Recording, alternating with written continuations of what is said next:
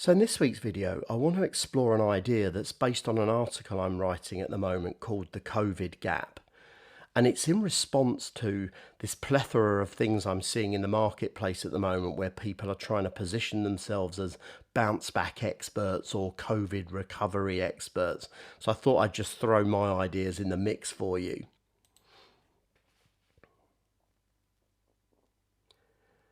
So the first thing is to understand what is the Covid gap, because every company I work with and every individual I work with, I'm always initially establishing where is the gap that they're trying to fill here. So where is the gap between their current reality and the future desired state that they're holding in their head? Because I know that once I understand that gap, I can begin to formulate a plan with them to close it. So against your kind of pre-lockdown direction, you'll either be closer, neutral, or further away from where you hoped you would be at this point.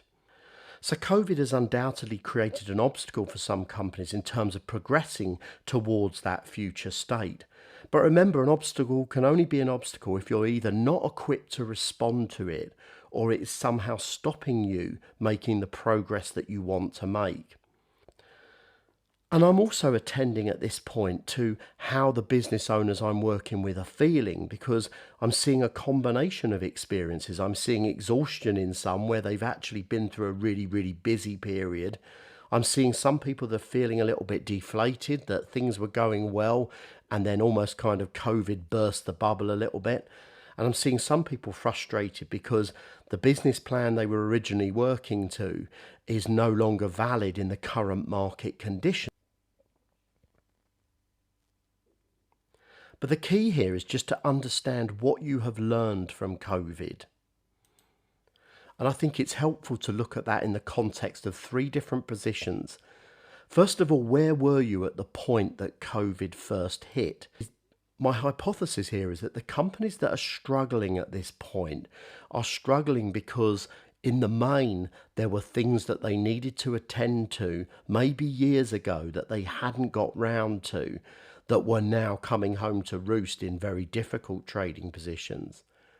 And secondly, you need to understand what you've learned in the context of where you are right now. So what's your current cash position, profitability position? What's the sales pipeline looking like? What's happening in your customers and your customers' world and in your broader marketplace?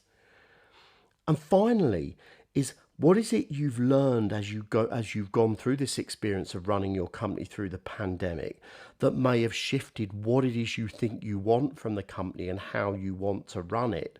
And finally, we need to look at what needs to change. So if this pandemic continues or something similar comes along again, you'll be best placed to ride it out.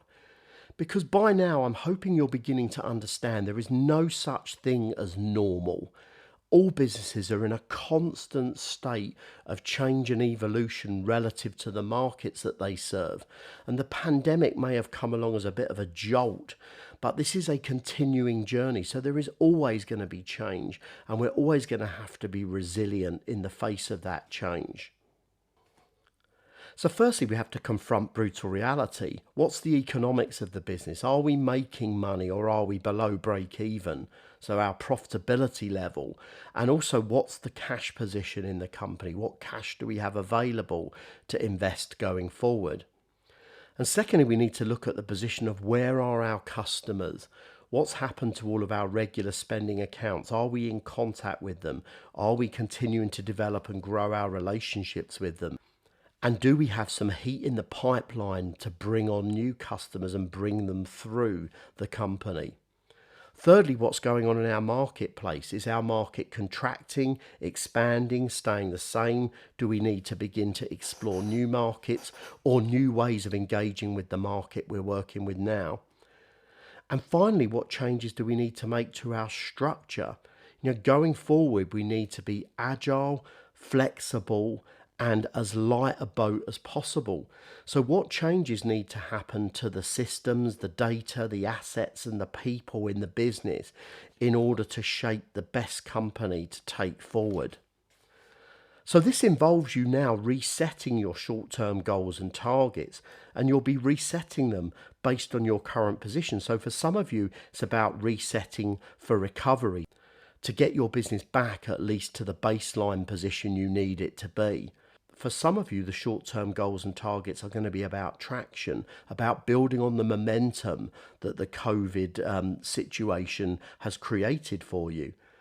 And also, you've got to attend to the idea of future proofing. So, what needs to happen and what needs to be put in place to ensure the ongoing sort of resilience of the company in the face of whatever happens next?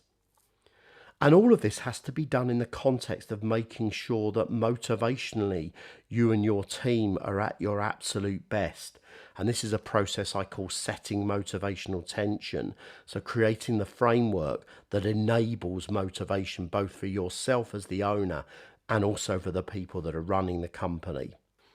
So if this has been of interest to you and you'd like to explore this idea around the COVID gap, then drop me an email at dave@sixcentsbusiness.com and I'll add you to the list of people that will get that content when I produce it. And finally, also, of course, subscribe to this YouTube channel and you'll automatically get notified when my next videos are coming up.